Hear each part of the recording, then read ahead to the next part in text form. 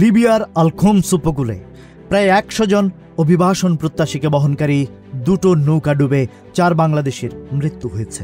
বৃহস্পতিবার রাতে নৌযান দুটি উল্টে যাওয়ার পর শনিবার লিবিয়ান রেড ক্রিসেন্ট এই তথ্য নিশ্চিত করেছে।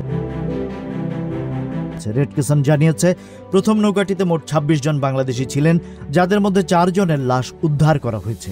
তাদের পরিচয় এখনো নিশ্চিত করা যায়নি। দ্বিতীয় নৌকাটিতে 69 জনের মধ্যে বেশিরভাগই ছিলেন সুদানি ও মিশরীয় নাগরিক। ত্রিপোলির এই উপকূলীয় এলাকা দীর্ঘদিন ধরে ইউরোপমুখী অনিয়মিত অভিবাসীদের প্রধান রুট হিসেবে পরিচিত। মূলত 2011 সালে মুয়াম্মার গাদ্দাফির পতনের পর থেকেই দেশটি ইউরোপগামী অভিবাসীদের ট্রানজিট রুটে পরিণত হয়। বর্তমানে 8.5 লক্ষাধিক অভিবাসী লিবিয়ায় অবস্থান করছে। অধিকার সংগঠনগুলো বলছে, লিবিয়ায় শরণার্থী অভিবাসীরা নিয়মিতভাবে নির্যাতন, ধর্ষণ ও চাঁদাবাজির শিকার হন।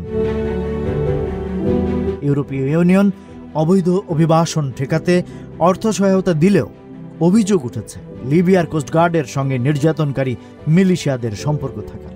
আন্তর্জাতিক অভিবাসন সংস্থা IOM জানিয়েছে, শুধু চলতি বছরেই মধ্য ভূমধ্যসাগর পাড়ি দিতে গিয়ে 1000-এর বেশি মানুষের মৃত্যু ঘটেছে।